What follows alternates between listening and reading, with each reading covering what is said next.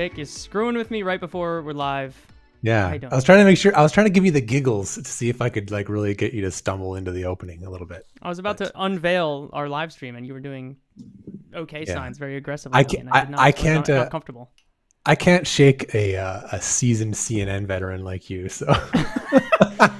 Yeah. We canceled last week's show because I was on regular TV. I guess is the storyline, how it reads from the outside. So. But Jake, even better though. We've got a professional since like the original podcasts. I think this is probably fairly accurate, Jason. Like you're probably single-digit podcast on the internet. We were experimenting with podcasts back in 2005 or whatever. Yeah. So that's what I'm talking about. None of my podcasts. But... Yeah. There are some podcasts from back then. Macworld. We were playing around with the format back then. So none of my personal podcasts that I have now predate like 2010, but we were messing around with it back then. But listen, it's been how long since you've talked about space? I feel like we're doing a confessional. Ages. Stephen Hackett and I were threatening to do a new episode of Liftoff as a surprise, but yeah, December 22 was our last. So it's been, a couple of years. Okay. Well, we'll shake off the dust. I was going to say, we've completed the Liftoff-Nominal spectacular here. You're now, the Liftoff-Nominal. Liftoff-Nominal Part 2. We should have had it both on at the same time. I don't know why we didn't, but, there's always next time. Yeah. There's always next time. Part 3. Yeah, we've got a metric ton of things that have happened that are need to be unpacked, I would say. So I'm glad that you're here with us. On West Coast time, a little early. First day baseball. What kind of things are you drinking on the first day of baseball on the West Coast? It's 5 o'clock somewhere. In this case, that would be Nova Scotia. But I've got it's a Radler. I figured that was as close as I was going to get. It's a 2 pitchers, which is a local brewery Radler. It's a grapefruit beer, low alcohol, and again, cheers to everybody in Nova Scotia. You almost lived there, Jake. You were thinking about moving there before you went to Mexico. Yeah. Nova Scotia was second in line after Mexico. So actually it was first in line for a while. And then we were shopping. This was like 2021. And that's like when all the in Canada, the COVID moving was like, get out of the really expensive cities and go to Halifax. So like we were like browsing real estate and the prices were just like literally like climbing on the screen in front of us. And they doubled in like a couple months. And we just had to, I think when you were shopping too, there were like 1 or 2 hurricanes that hit Nova Scotia. Yeah, we went out on a scouting trip and we escaped Hurricane Dorian, I think it was called.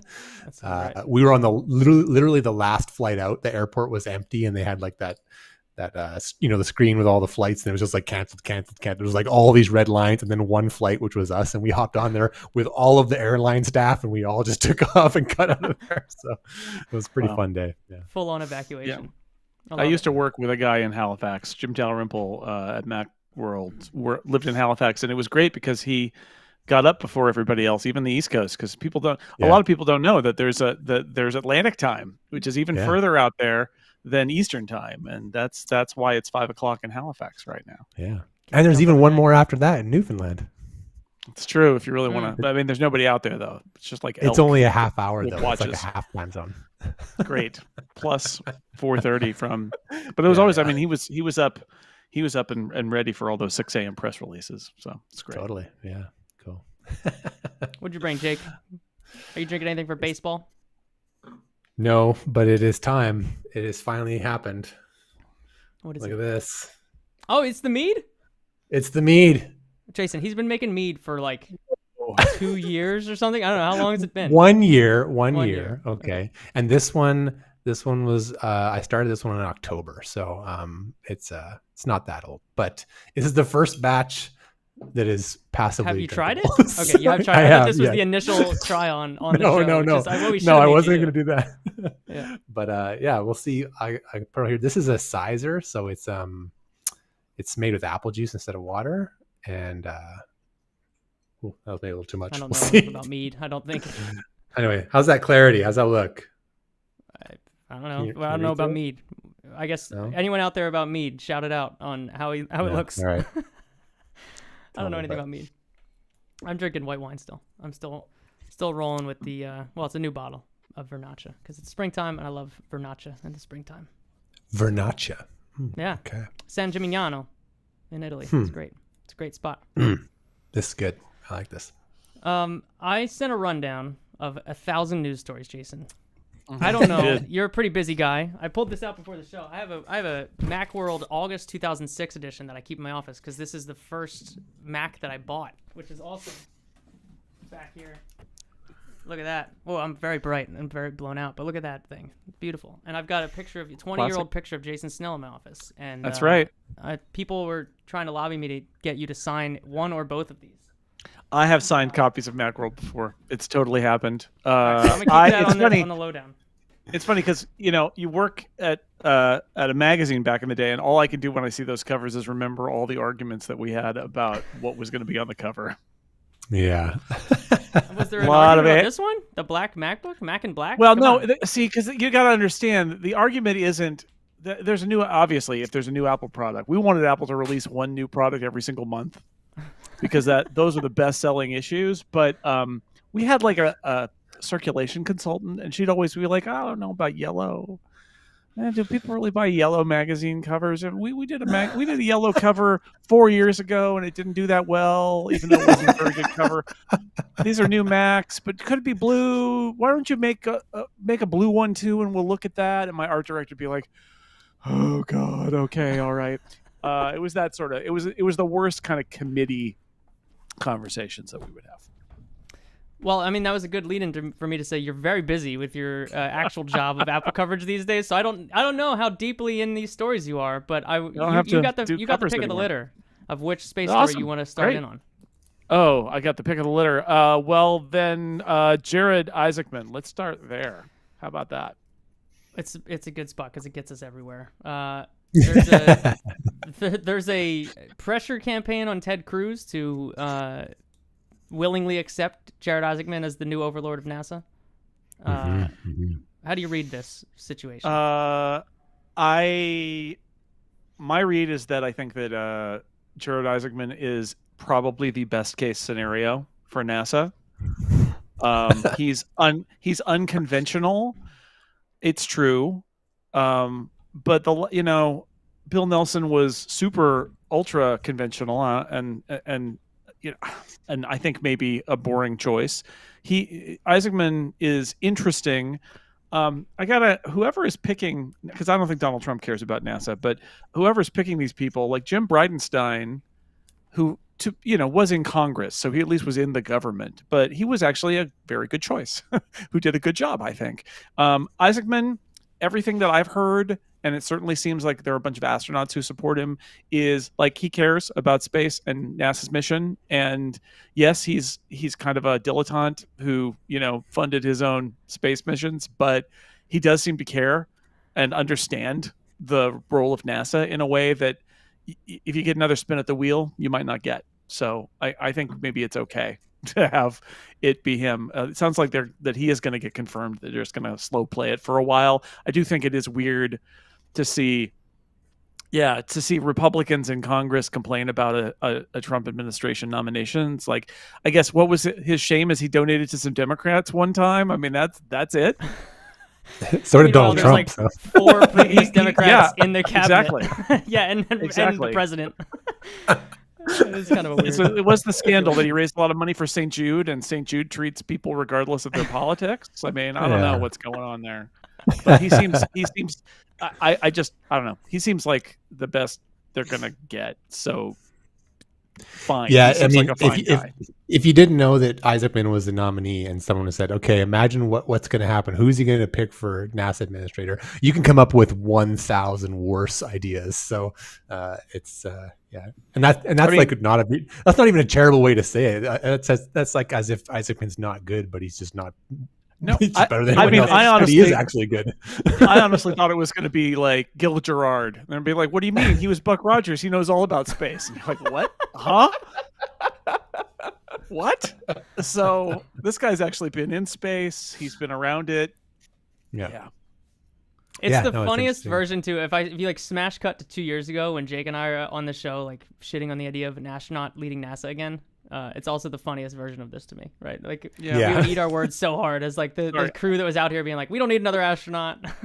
I apologize. I realize now that the right choice for me to float was not Gil Gerard. It was Kevin Sorbo. He was also in a space show. So it's like Kevin Sorbo could be in charge of NASA because, Gene Roddenberry's Andromeda. I mean, he's been the captain before. So circulating lists for NASA administrators every 4 years, like the way that Heritage Foundation does for Supreme Court justices when Republicans are president. Like you need to put the Jason Snell list of NASA administrators out. Of sci-fi actors who could be NASA administrator. It's great. I love it. I think Sorbo has the right color hat too. I think he's pretty into that stuff, so I think it would work. Yeah, it's a good one. Brought up in the chat is I gotta hit the add to broadcast button on this because they wrote Gene Autry as CFO, which is not who got nominated as the CFO of NASA. It was Greg Autry, but Gene Autry is incredible. It fits more with your picks, Jason. Yeah. I mean, wait, he's gonna ride into the bank on a horse? It was Greg Roddenberry, I think, who was the. I see. But Greg Autry as the CFO of NASA is an interesting turn of the last week because we've had, especially in the world of like who's involved in NASA politics, sort of like a totally new team from original Trump administration. And we kind of knew that at the end of the Trump administration, there was talk of Bridenstine being on the outs if Trump were to win re-election. But Greg Autry was nominated about a year before Trump's term ended. I think it was about a year. Maybe it was like 6 months within the end there. But they never got to the confirmation of Greg Autry as CFO. And he's back this time around, which, Jake, you and I were talking a lot about him in the run-up to the election because he was tweeting like mad trying to have some role in the administration. But I only find it notable in that there are very few recurring characters that you could trace from this Trump administration to the last, especially in the world of space. And what is this connective tissue? Yeah. Well, he was in the transition team too, right? I think. Yes, I believe that sounds right to me. So. I think there's an argument to be made too that the goal, even more than the last time, is to repudiate anything that came before, and you end up in these very weird situations where things that happened in the prior Trump administration and were not stopped or continued on by the Biden administration are now viewed as tainted because Biden didn't kill it. Which is such a weird. It's like, but you did it. You started it. But we're asking for consistency here, and I think that's a mistake. Yeah, landing the first woman on the moon. That one's out now, right? That was like a Pence thing. Yeah. Well, it's because Biden administration threw the flaunt on it of the first person. Yeah, that's it. You can land the first woman on the moon, but you can't talk about her being the first. You just have to assign a woman to a crew and say, "Oh, is she the first?" I guess because that's how it works. I had no idea. I only hire on merit. Yeah, that's right. That's right. We don't even see any of those things. It just so happens. We just get candidate A, and we have. Yeah. Oh dear. Okay, we'll get too off on that one, but I know it's interesting. The Greg Autry thing is. That is interesting. It's like I almost expected him to be nominated for deputy. That was kind of one that was on my list for maybe a deputy because it's like he's a little more insidery and a little more connected to the political side of it. It might have been a good accompaniment to Isaacman, but CFO, I don't know, man. I have a question. The two Trump administrations are the only time I've ever even thought about the NASA CFO. Like because there was Greg Autry and then there was like some other shadiness the first time around too, right? Wasn't there some drama with the? I don't know, but this actually is the question I wanted to ask because I was trying to figure this out the other day. I was like, what is the CFO like an important position? Because it's like Senate confirmed, isn't it? And so like, what do they do? And are they fully beholden to the administrator or do they actually have a little bit of autonomy because they're Senate confirmed? I don't know. What is this job? What is the point of it?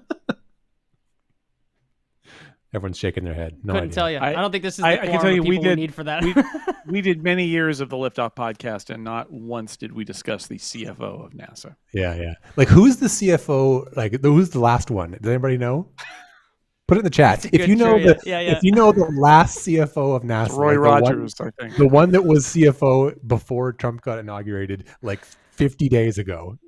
Put the name in the chat without Googling. Or who's acting CFO right now? Yeah. Tell me the gender of the CFO and you'll get points. No, it doesn't matter, Jake. We can't talk about it. Yeah. The Cruz thing is interesting though, right? Do you read the Cruz resistance like, what do you think he's more mad about? The potential threat to the ISS, or the tantrums that Elon has been throwing about the ISS, or the potential threat to the moon and its relationship to NASA Johnson? Why does Ted Cruz do anything? I don't know. I mean, I'm sure he's got a motive. It may just be he wants to stir it up. He wants to remind people that he's from Texas and that Texas is important in space, or he wants to get promises about something, right? Like, it might not even be space related. He might literally just be making some complaints because he feels like he can in order to get somebody to give him something. But I've got to assume that's what it is, because, complaining that Jared Isaacman's not enough of a true believer just seems like a weird hill to die on for Ted Cruz when there's been no resistance to basically any of these nominations. So, but beyond that, I don't know. I cannot fathom. But yeah, I mean, he may be anticipating, if he's really smart, he may be anticipating sacred cows getting slaughtered and trying to find a way to negotiate some, whether it is the SLS future or International Space Station extension or something like that, just because those are all, they're all in Texas. They're all jobs in Houston. So I understand that part of it. I feel like they'll be fine. It's where all the astronauts live. Like, I think Houston's an interesting one because, the Alabama region would be more ticked off at SLS getting canceled. But, like, there's either going to be a little bit more of an ISS, or the astronauts are going to go somewhere. I don't think anyone's talking about let's not have NASA astronauts, because Jared Isaacman figured out that a private astronaut corps is supremely better. That dude loves astronauts. Nobody's questioning that he loves astronauts or not. And the astronauts love him. A bunch of astronauts came out and endorsed him. I thought that was one of those moments of them saying, "Look, it's okay. He's going to be fine." Yeah. Which is also interesting when you consider, years ago we had Richard Garrett on the show talking about how different that was when he was flying to the ISS as a tourist, and the, the kind of us versus them nature of the new era of people that were buying tickets to space, and how there was so much tension, and even sometimes NASA was trying to, eliminate the chance that he was actually going to fly to the ISS. And so then, all these years later, part of that is Isaacman and the takes that he's put out there about the things he believes in. And honestly, I think a lot of times the credit that people don't give to astronauts in the astronaut corps is that, like, where do you think they want to be flying? Do they want to be flying to run 2 miles a day or 2 hours a day on the ISS, or do they want to go to the goddamn moon? Yeah. Or anywhere. Like, have them pick where they would go in space. I bet top choice would not be the ISS, as much as they love the ISS. The way I always try to view, because like I said, I don't think Donald Trump really cares about space other than what it represents. So that's what but Elon Musk does. And for as long as who knows what will happen in the long run with that relationship. But I would say, and you could argue that this is true of all, or most presidents, is that they don't really care. But they do mind, like, am I going to get my name on the moon is a good one. Is something historic going to happen where I'm there for it? Do I get credit, or does the country get credit for some important positive thing? And then also I would say you don't want to be in the middle of a bad story about it. So I think that I would view all future space policy in this administration and maybe through all administrations through that lens. So in this case, it would be going to the moon is a thing you do to say, look at us, we went back to the moon. Isn't that awesome? I'm talking to somebody on the moon. Going toward Mars, it obviously a big milestone, but I would say the other parts are abandoning the ISS without a place to go is a bad look. And being seen as poorer than China in space is a real bad look. Being beaten to the moon, having their space station continue to run while yours is being abandoned, those are bad looks. And politicians hate looking bad like that. So I think that'll motivate a lot of what they decide. Yeah, that seems reasonable. Seems like they need a really good CFO, though, Jake. I think they really need to lock that one in if they want any of these plans to succeed. Greg, I'm going to get a Greg Autry email now. Like, look, yeah, we probably will. Really... Honestly, I think we might probably need to get confirmed first, but right when he's confirmed, let's have him on and be like, what the heck? So what do you do here exactly? Yeah, if Greg Autry is listening, please, you have an open mic here to come and tell us why this is a good job. It's interesting, the Cruz thing. is it could be to me like something really innocuous, like you said, Jason. It's like he's just being a senator, and like I'm in charge of some committees, and I'm important, and I'm gonna make everybody remember that. And it's like could be like nothing, and he's gonna totally cave on all this stuff anyway, and it's all just irrelevant. But it could also be bigger than that, because like a couple of things about Ted Cruz, it's like he's the chair of the Senate committee on space stuff, right? Like isn't he have like isn't this like the old Shelby job? Like this is yeah, didn't they shift around a little bit though? I think they did, because some of the I'm looking at the committee name now. It doesn't have justice in it anymore. Wasn't it like the commerce, Justice and Science? Now it's just it's Commerce, Science and Transportation now. Oh. But either way, space is in there. That makes more sense. So whoever redesigned that line makes that is a better grouping. Right. So space is in there. So he's got like he's got some space power, right?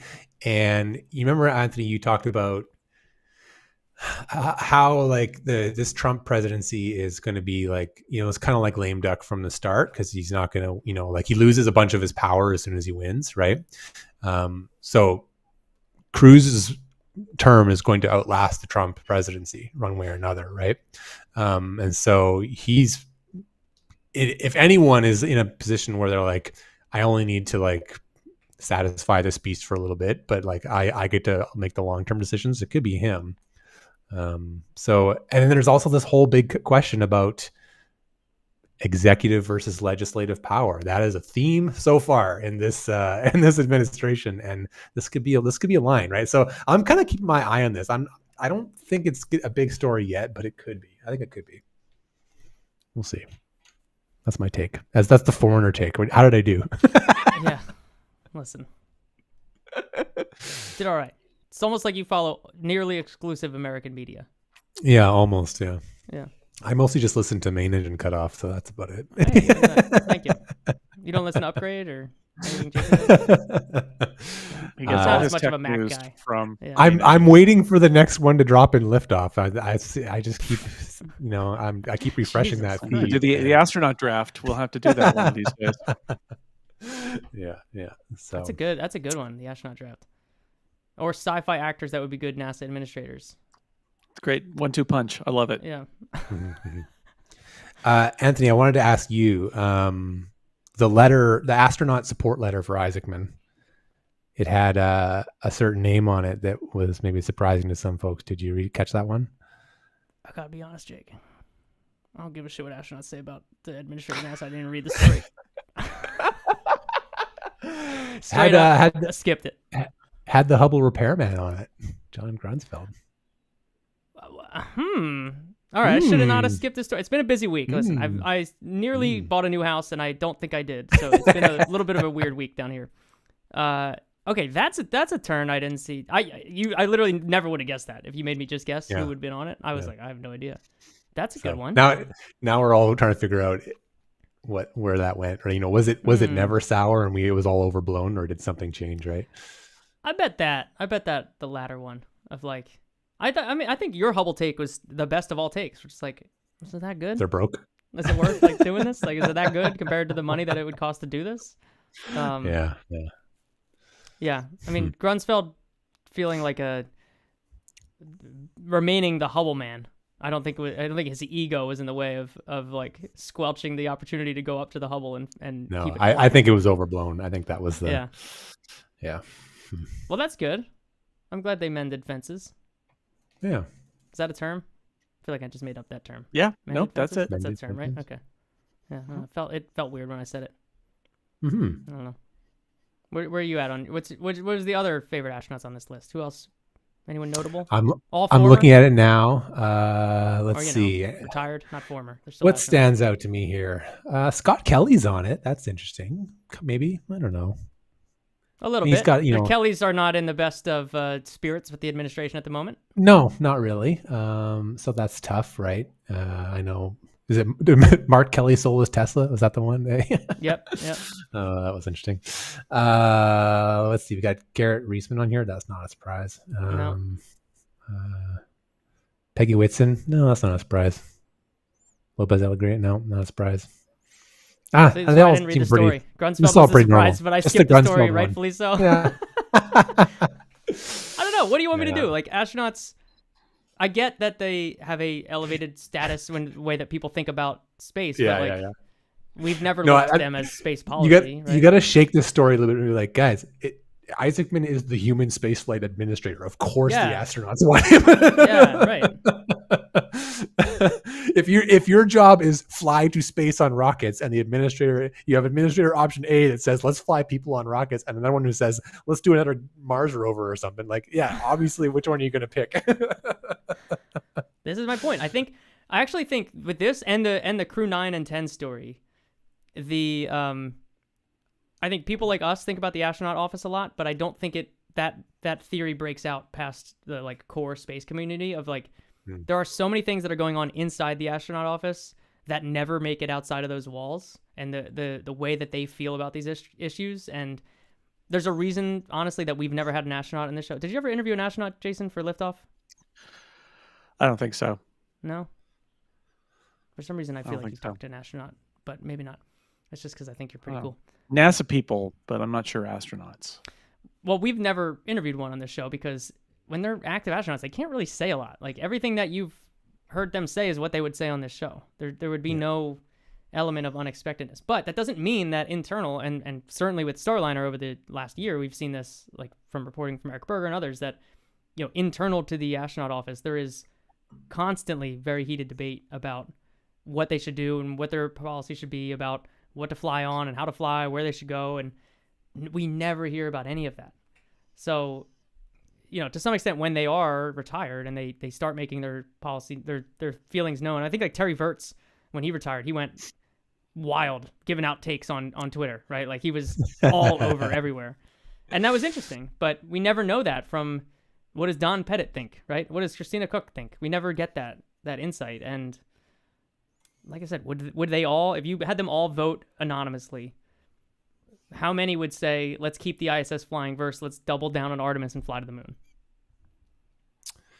Yeah, that was interesting, right? Because the Artemis thing is more exciting, but like, let's be dead serious. Like if you have a 20-year career as an astronaut, like what is the likelihood you're going to get on one of the 5 flights that's going to happen? Like the cadence on that is just bad. It's just real bad. And so if your options are go to ISS or, you know, help train the person that goes to the moon in the neutral buoyancy lab in Houston, like I'd take the ISS in a heartbeat, you know? Yeah. There's more glory in maybe making it to the moon, but there's way more volume in, you know, low Earth orbit space station runs, right? Keep those around. You want to keep those around. That is the most incrementalism take that there's ever been on this show, by the way. Of like, me forcing a vote between Artemis and ISS, and him being like, the choice is actually ISS versus Scuba. Like that is the most Jake take of all time. But you're right. I can't argue with that. I know. Have you seen the neutral buoyancy lab? It's beautiful. It's awesome. You get to work in Houston and spend your entire job in a swimming pool. I mean, they're worse jobs. In a spacesuit? Yeah. Not bad. Yeah, I would do true. it. Yeah. Oh, you're saying you would not dig that, Jason, because you want to actually be swimming. No, I mean, if you're an astronaut, I think you would. I'm just saying your job is in a swimming pool. Isn't that fun? But of course, yeah, you're in a spacesuit and you're working hard. But I don't know. Being an astronaut is not a bad job, but they don't do it to be in a swimming pool. That's not why they do it. And I think that you would have a problem, right? They're not Poolonauts. So lifeguard, they want the number of, I guess, unless your attitude is, well, I'm the best, so of course I'm going to go to the moon. But in most cases, you'd probably say, by the way, Jason, you're talking speeds. about fucking astronauts, which they're all like, I'm the best. I became an astronaut. They all think they're the best, right? There's 50 of them, but they were selected from 8 bajillion people. It's true. But who gets to go on those? The problem is, like, if there are only 9 seats to the moon or 10 seats to the moon, and there are 50 seats or whatever to low Earth orbit, yeah, you know, if you truly believe that you're going to be one of those 9, then maybe you don't care. But I bet most of them do. Mm-hmm. Yeah, that's the take. I think you got to. That's a really you got to wonder tricky scenario, though. You laid out the timeline, Jake, of like, it's like a prisoner's dilemma. No one would ever choose the moon route because it always outstrips their relevancy, which is actually feels a lot like the president's constantly picking humans to the moon versus humans to Mars. And I strangely have a feeling that we have a president that might be like, whatever. Mars sounds cooler, rather than do the one that would fit in my term. Mm-hmm.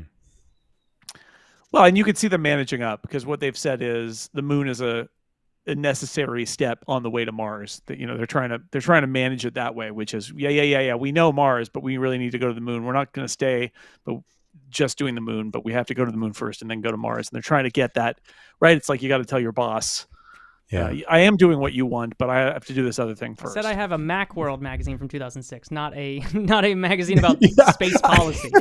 I was going to say that is a space policy that is August 2006. Party agnostic. Every administration is doing the exact same thing. Yep. So, that's the Moon to Mars program office, right? Tell them what they want to hear is that doing liftoff for all that time. I mean, one of the things that Stephen and I discovered is, like, so much of this is, we don't really want to do this, but a senator wants something, or a representative wants something. They want money for their district, and the politics of it is so spectacular. And the truth is, the shame of it is that everybody thinks NASA gets more money from the government than they actually do as a percentage of the total. And if you've ever been to a NASA office, like, they're not well funded, right? Everything is kind of threadbare in my experience. And that's, it's just kind of amazing, right? That they are begging, and they are pleading and telling stories about where they're going to go, but please first give us this money. It's remarkable how much of it is really about, it's not about what's possible scientifically, it's about what's possible politically. Sorry. Bummer. No, it's super bummer. It's not really, though. It's not really a bummer. It's the correct take. Yeah. No, the question I have for you guys is, if you look at something like what Eric Berger wrote in ours about what you could do to get this SLS sort of semi-retired and still do Artemis, one of his suggestions was actually using the new ULA rocket as a second stage, right? And my overall question is, what effect does Elon Musk ultimately have on space policy under the Trump administration, assuming that he continues to be Donald Trump's biggest cheerleader and that they don't have a falling out, which everybody sort of figures will happen at some point, but maybe not. I don't know. Because that's the question, is like, how much of NASA policy is going to be just let give Elon money to do SpaceX things? And it is like the $25 million question or whatever, right? Like, it's billion, I think. Billion. You also mix up billions and millions. I understand that happens occasionally. I was shooting for a joke about how much money per month you spent on the campaign, but I don't think I got it right. So okay. I was just thinking about NASA. But You got a number that was close to NASA's budget with the wrong unit, which is also a joke about Elon Musk. So I figured that was where you. That is a good joke. Yeah. Just to fully dissect the bit. No, I mean, I don't know. That's the interesting thing, and this is kind of that, like, little bit. Yeah, I'm not going to be the CFO. That's what they say in the chat. Very clearly, I am not fit for that job. Greg Autry will do math circles around me. No, but like that's definitely a question that kind of ties back to the Cruz thing, right? Because like if Congress decides to draw a line on that, like, I mean, how many times, like, they've enshrined that rocket into federal law, and like, it doesn't matter what Elon thinks at some point. If Congress is like, no, then that's what it's going to be, right? So it all comes down to the whether the politics, whether the politics can sway them, because that's the only way you can get Congress to do that. Like, you have to convince Congress through some other means to cancel their favorite pet project if you want that to happen, and that's tough.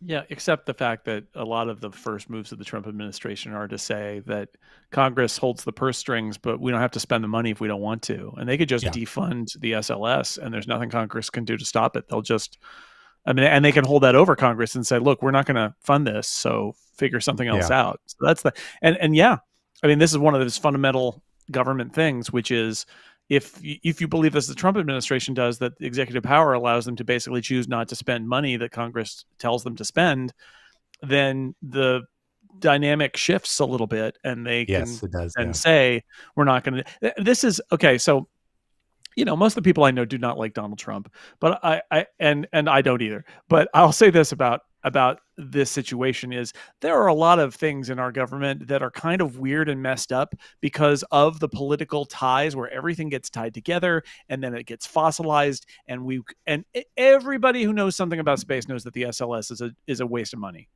And that the reason they're doing it is because it's a government pork project and a government employment project. SLS fans, don't at me.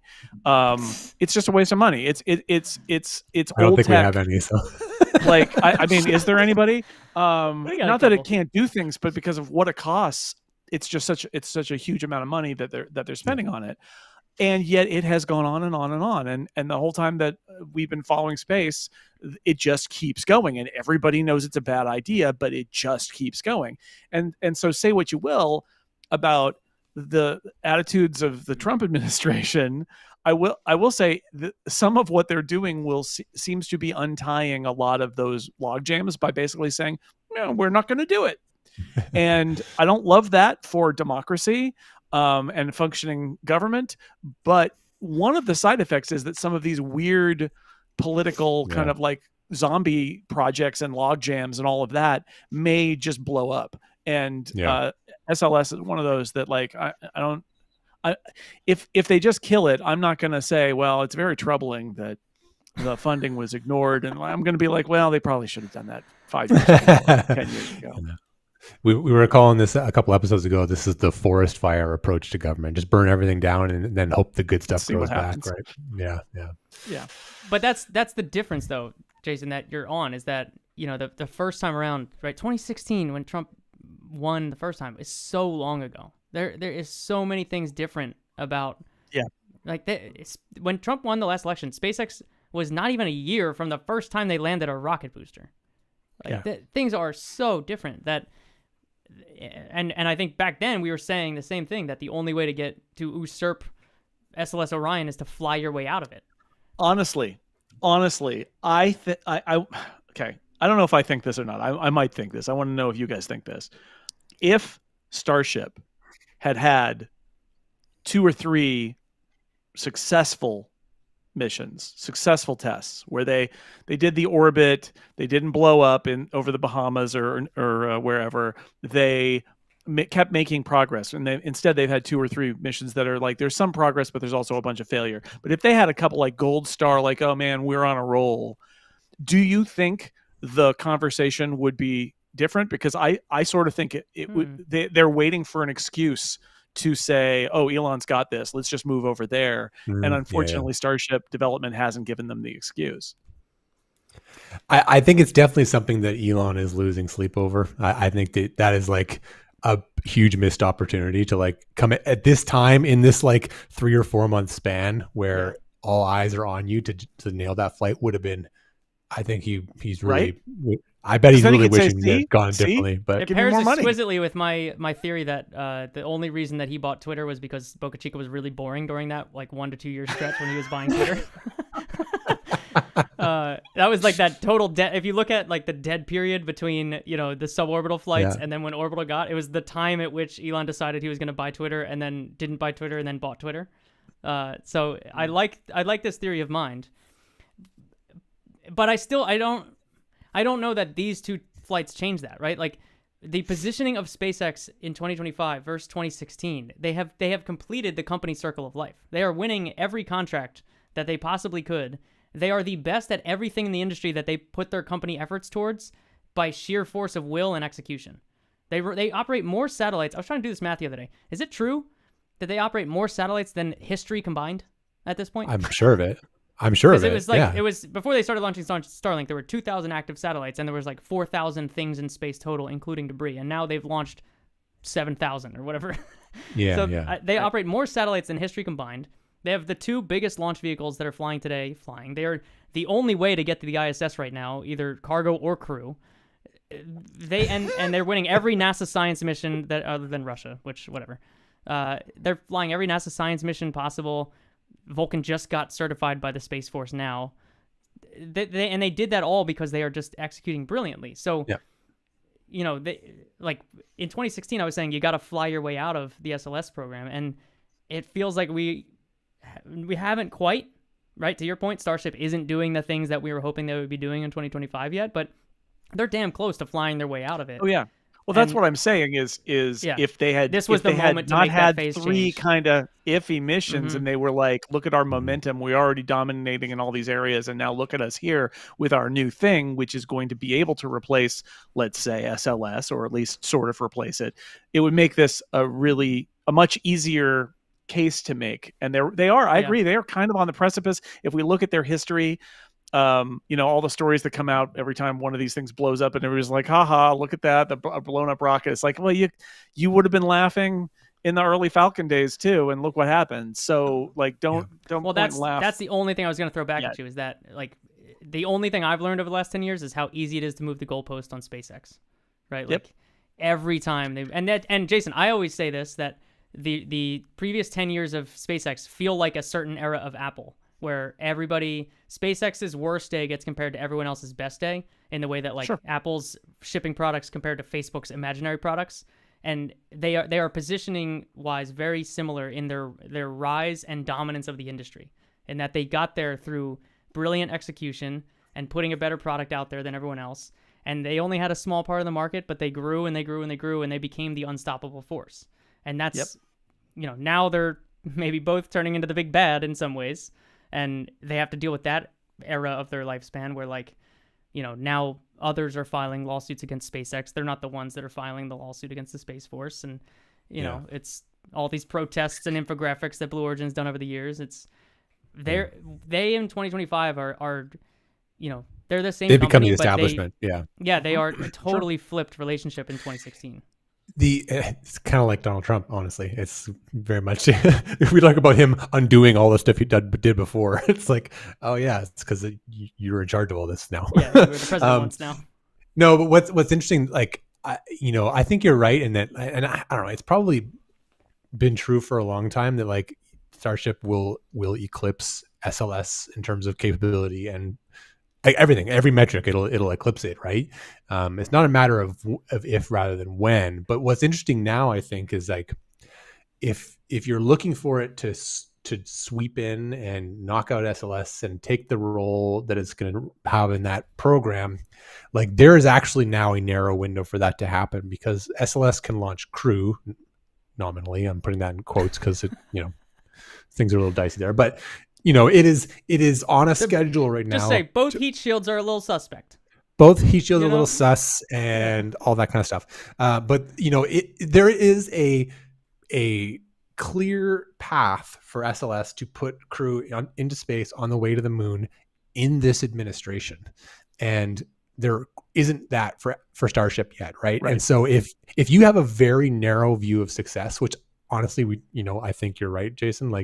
Trump doesn't care about space other than what it represents.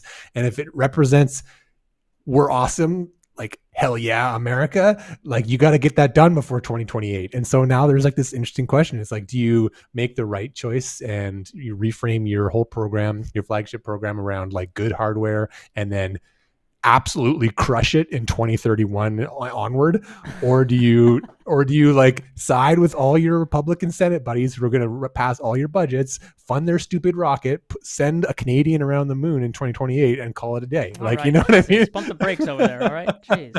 You know how much he's going to have to pay for that trip? And then tickets going way up, Jake. When the blowback happens in 2028 and they elect Bernie Sanders to run whatever, be a the very president, plausible scenario, Jake. Yes. He'll be 100. He'll be 106 and still going on about. But when that happens, and Elon Musk is not going to be having as many favors as he does now, right? It's going to be so there's a really interesting dynamic politically about how this is a bet, right? We're putting money, Elon is putting money on the table right now, and we need to see how that's going to play out. It's interesting. Yeah, I think that's that 400 take again, 402. I think that's really good. I think it seems unlikely to me that they're not going to go ahead with the next SLS launch if they can manage it, because you bought the rocket, it's already there. And the question is, do you go for the third mission and say, okay, this one, but no more. I would not put any money on the exploration upper stage ever being funded further, because that seems to be pointless. But you could make do with a bunch of stuff. I can see a phased withdrawal from SLS, but it probably, again, I think it probably requires a little more proof that Starship can do what they think it will be able to do before you fully pull the plug. So they've got a little room to wiggle here. My question is just like, is Elon Musk that patient? Is that what he wants to do?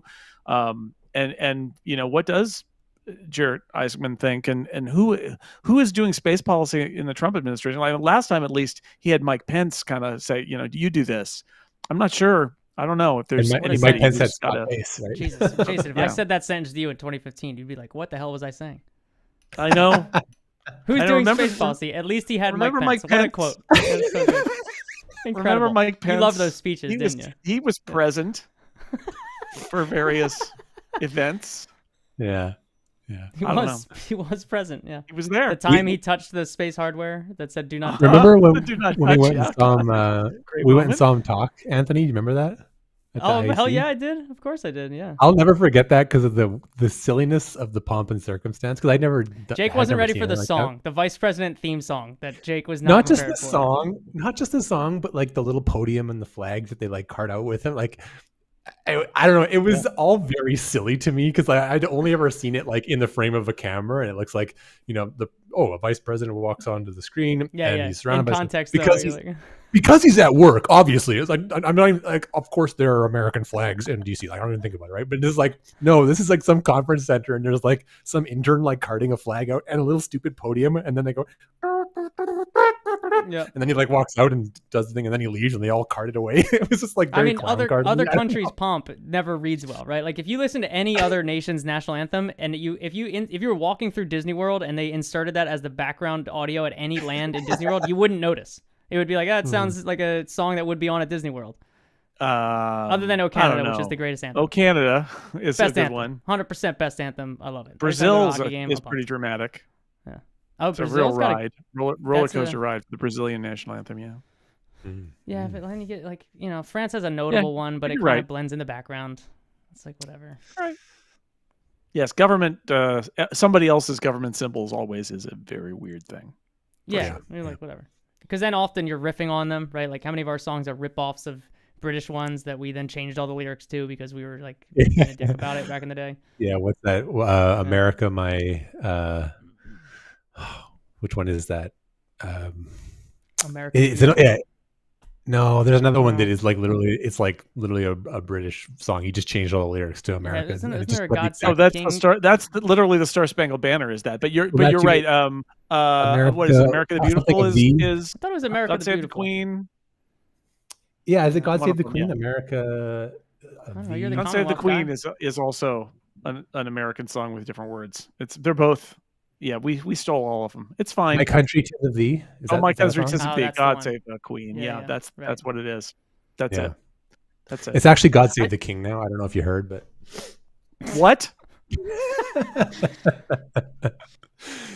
Not my king. I mean, literally. # not my king. But I can't say that. It is. Yeah. So you can't. So I wonder. Actually, the thought occurs to me that. If Jared Isaacman being nominated versus somebody from Congress like Bridenstine back in the day also says something about the adversarial relationship, a more adversarial relationship, that they, rather than, getting Bridenstine in there who knows all the players and could talk to them all about getting funding that they needed. Now it's more like, we'll just get this guy who knows Elon and has as a successful businessman and like not even caring about the congressional relationships. I feel like that does say something. Yeah, for sure. Same on the Department of Defense side. The Secretary of the Air Force that was nominated, Troy Mink, is somebody who's it would be the first Secretary of the Air Force that is from the space people side of the Air Force, right? Like forever, there's been a. Are you saying he's an alien? Space people. He's an alien. Yes, he comes from beyond. But there's always been this thing, right? Like, who cares about planes? Who cares about space? And the space people have always been the ones taking the back seat.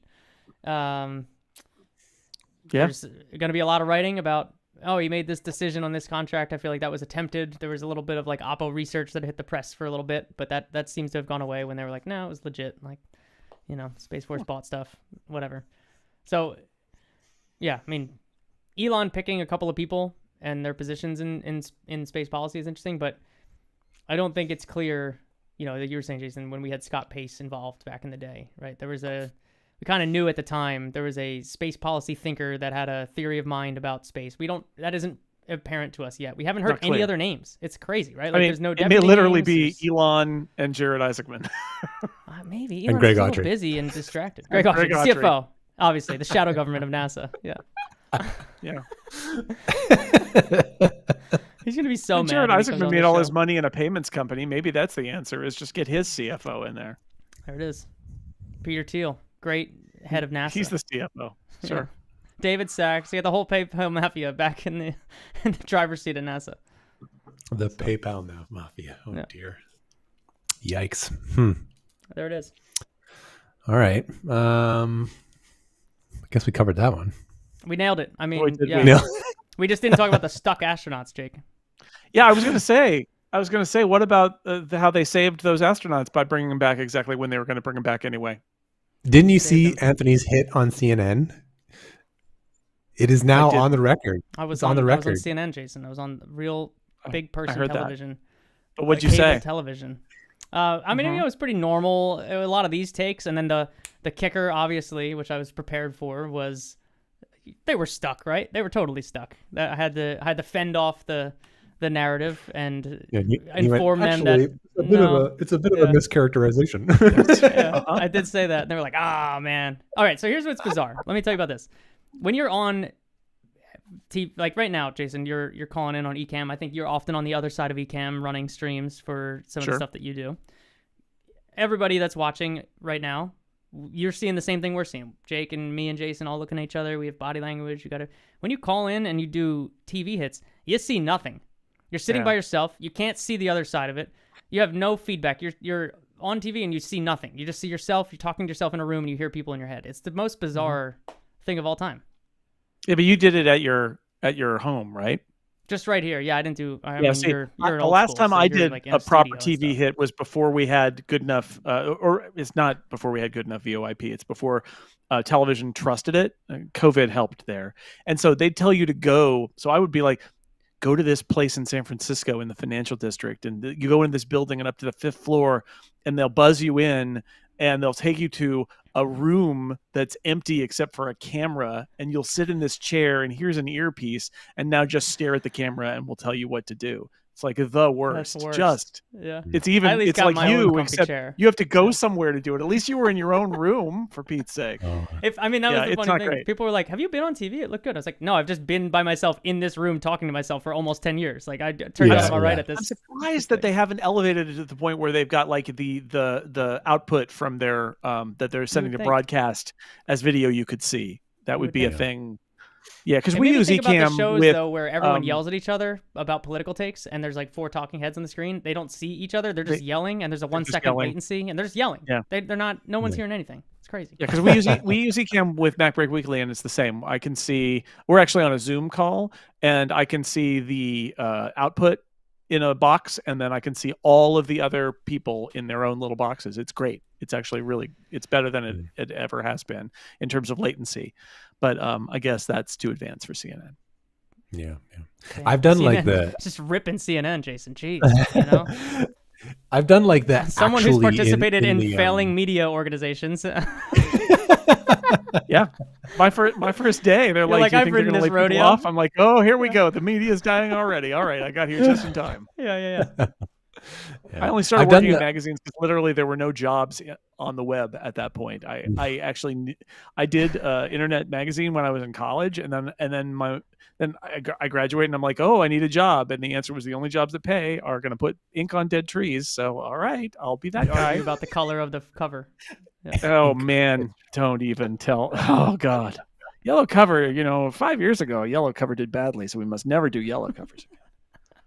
It was all voodoo. Is that why everything's orange? It's no different than YouTube thumbnails are today, though. I have to say, it's the same level of like. Fair. There's data, but nobody actually knows what the deal is. Yeah. Oh dear. Yeah. Jason, can you plug some stuff for people like Jake who are, heathens that don't understand Jason Snell? Sure. Sixcolors.com is a great place to go for all of my stuff, including links to my podcasts. And I write stuff there. If you want to hear people talk about computers every week, you could listen to the Upgrade podcast on Relay FM. That's me and Mike Hurley. Usually he's on vacation. He's on paternity leave right now. So it's a very weird vacation where he doesn't go anywhere and a baby yells at him. And The Incomparable is my network of pop culture themed podcasts, including The Incomparable Mothership, which is what I've been doing since 2010. And that stuff's all fun too. So lots of podcasts and also some computer writing things at Six Colors. That's what I do for the last 10 years. That's been my no more magazines for me, friends, because magazines don't exist anymore, basically. So yeah. Just the Snell Zone. Podcast now. That's it. That's all that's left. Oh yeah, Jake discovered the Snell Zone. You are in the Snell Zone right now. And there is a website, Snell.zone. It's literally a Mac Mini in my closet. But the Snell Zone as a concept is if you're in my presence, digitally or in person, you are in the Snell Zone. It literally, they're like, I'm leaving IDG and I'm like, I need to buy a domain for myself. What am I going to do? And up on Hover, up pops a thing that says, .zone domains are available. And I thought about Snell.zone and it just made me laugh. And I've been paying for that domain for a decade now. But, it's fun, I guess. The one I have is, I am a kid of the 90s, so I'm nostalgic for a certain era of the internet in which all domains were -online.net.